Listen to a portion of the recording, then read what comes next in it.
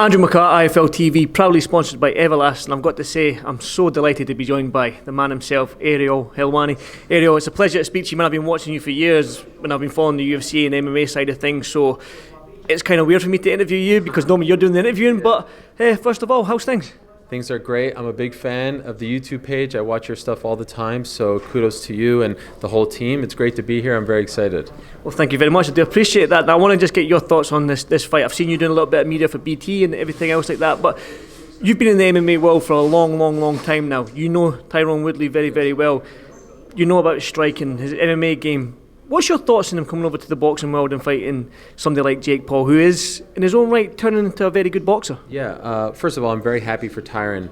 Tyron, in my opinion, is one of the top 4 best UFC welterweight champions of all time. He's on my Mount Rushmore. It's George St. Pierre, it's Matt Hughes, it's Kamaru Usman, and it's Tyron Woodley. And it used to be Woodley 3, but Usman beat him and has become a great champion in his own right. So I just want to tell people that who may be just boxing fans and think like, who is this guy? Oh, he's 39, he's lost his last 4 in a row, he hasn't won in 3 years. Tyron Woodley's an incredible fighter. Now, fair to say, he hasn't looked like himself in his last 4 fights. But make no mistake about it, he has more experience than anyone that Jake has fought and has been on the biggest of stages. He fought at Madison Square Garden, the first UFC event there. So he knows what it's like to be under the lights. But MMA and boxing are 2 different sports. The stances are different. You're worried about knees and takedowns and kicks in MMA. You don't have to worry about that in boxing. So I think it's a very evenly matched fight, considering Jake's lack of experience, but also he's got a great skill set. And I'd like to see people give him more credit. He's training really hard. He's got a great team around him, BJ Flores. I mean, he's got legit guys. He's taking this seriously, and I think he's respecting the sport of boxing. And so you couple that with Tyron's experience, but in another sport, but he's been in there and he's sparred and he's done his thing. I think it's a great matchup. It's fun. It's MMA boxing. It's bringing the MMA community and the MMA media. The boxing community is excited because, there's names like Daniel Dubois and Tommy Fury and Amanda Serrano. It's a really great card, and I hope we see more cards like this in boxing in the future. Yeah, and that's what I was going to ask. My next question, my follow-up question was going to be your thoughts on the MMA world coming over to the boxing world, that transition type thing. Do you like it? Are you a fan of it? I love it. I think that we take ourselves way too seriously, and I roll my eyes when I hear the boxing community. Let's be honest, you're here. I don't see a lot of the boxing media here. I see a lot of MMA media here. MMA media covering this event, this fight, with more respect and credibility than the boxing media. Boxing media loves... From the UK as well. Much respect. There's a lot of Americans I don't see here, and I'm not trying to pick a fight. But I'm just saying it was the same with Mayweather-McGregor. We see this time and again. The sanctity of boxing. Oh, they're ruining the game. The sanctity of boxing, talk to me about the WBC and the WBO and the IBF and all these fake titles. There's no sanctity of boxing. We've been doing freak show fights for years. We've been doing circus. Muhammad Ali fought Antonio Inoki in Japan, for God's sakes, in the 70s. So chill out with that stuff. Jake Paul's taking it seriously. He's legit. He's got a great skill set. And Tyron Woodley is a freaking former UFC champion. He deserves all the credit and all the respect in the world. And so, by the way, if you don't like that fight, you're telling me you don't like top 3 pound-for-pound female fighter Amanda Serrano? You're telling me you're not interested in Daniel Dubois? You're telling me you're not interested in Tommy Fury and his rise? Montana Love. You're telling me you don't like that? I would say this card is actually built a lot more like an MMA card than a boxing card. You know what I'm talking about. Like a boxing card, 1 good fight, maybe a second good fight, and then it's very thin. This is like 5 or 6, solid. Every fight has a purpose. Every fight has a story, has a star you're looking forward to. There's no bum fight here. And so I think they did a great job. And full disclosure, I'm working on the Showtime broadcast. I would be saying the exact same thing if I wasn't. Well, that's good. You always say what you think as well. You never sugarcoat anything, which is obviously good, which is a lot of media probably needs to do in this day and age. So kudos to you. Jake Paul then, as a UK media guy with Tommy Fury, and you mentioned Dubois here, but can we read too much in Tommy Fury being here on the undercard of Jake Paul? Now, back home, folk are going to be putting 2 and 2 together and being like, why is Tommy Fury here? Is that the next fight for Jake Paul if he gets through Sunday night, if both of them get through Sunday night? But for Jake Paul, would you like to see Tommy Fury next or just fight a boxer next? First of all, I think it was brilliant to put Tommy on this card. Again, that's something you see in MMA. The guy who might be next below, so that by the end of the night, the guy fights, he calls out the other dude, and then the guy wins at the end, and he calls him out. It's perfect because the stars align. You want the schedules to align and everything.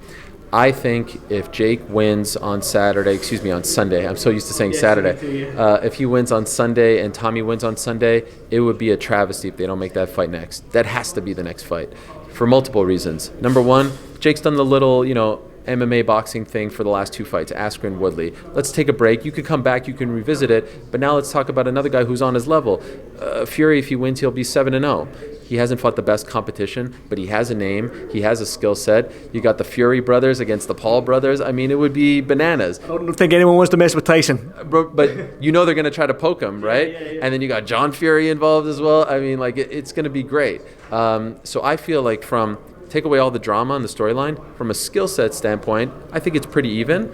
And then you get, everything else involved. It's a no-brainer. So I don't think it's a coincidence that he's on here. I love the fact that he's getting an opportunity to fight in America so soon in his career.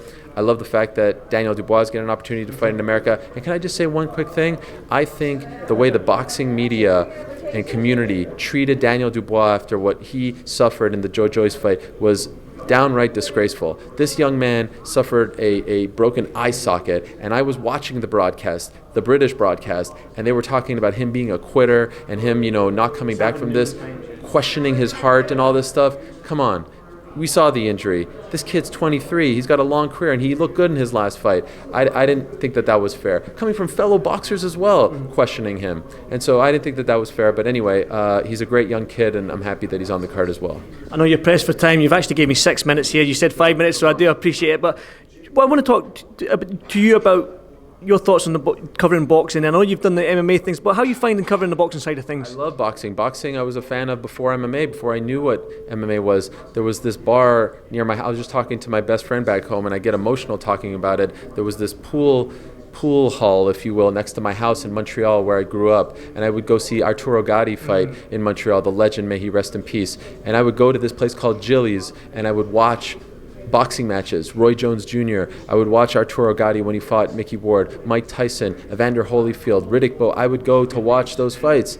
Freaking Ricky Hatton. I mean, I love these guys. Prince Nassim, all these names. And now, for one night only, I don't know if I've died and gone to heaven, that I'm a part of Showtime Boxing next to Maura Ranallo and Al Bernstein, legends like that, and I'm going to be in the ring like Jim Gray, like Larry Merchant, like Max Kellerman. Like, I get chills. I don't know how this happened. Hard work, Ariel. I have so much respect for boxing, and I hope none of my comments come across. I'm a huge boxing fan. I worked at HBO Boxing as an intern in 2003 and 2004 when I was in college, and my dorm room in my university days were all posters of boxers. Sugar Shane Mosley, Oscar De La Hoya, Roy Jones Jr. was one of my favorites. I got to meet him on my first day, and so this means a lot to me. The sport of boxing means a lot to me, and I've never subscribed to the theory that it should be MMA versus boxing. Like, you could be a fan of both. They're both great sports with great people involved, and in fact, I think MMA can learn a lot from boxing. I like the fact that the boxers get paid more than the MMA fighters for the most part. So I'm a huge, huge fan, and it's just an honor for me to be involved. I know you're pressed for time, but I did want to get your thoughts on Jake's list. What you call that, Jorge Masvidal, Usman, Conor McGregor. I mean, you're an MMA guy. These guys are killers, man. So yeah, well, not only are they killers, they're also under contract. So Dana White isn't just going to let them go fight. But to me, it should be if Tommy wins against Anthony Taylor, and let's be honest, he likely will. I mean, the size difference is just too big. Cool, he did his job. Even if he wins a decision, he did his job. And then if Jake wins, and it will be tough, but if he wins on Sunday, you got to make that fight. And I think, maybe you do it in England. Maybe you do it at Madison Square Garden. I mean, could you imagine? Like, there's a lot of options. It would be a really great scene. So I think let those guys chill out, do that matchup next if both guys win. Ariel, like I said to you, it's been an absolute honour to speak to you, man. Like, I've saw all your stuff, the MMA Hour and all that. IFL TV. Let's go. Where are you guys at? All you MMA haters. I'm here with my man from Scotland. That's right. Let's go. Up Glasgow. Edinburgh. I don't know that would do. Thank you.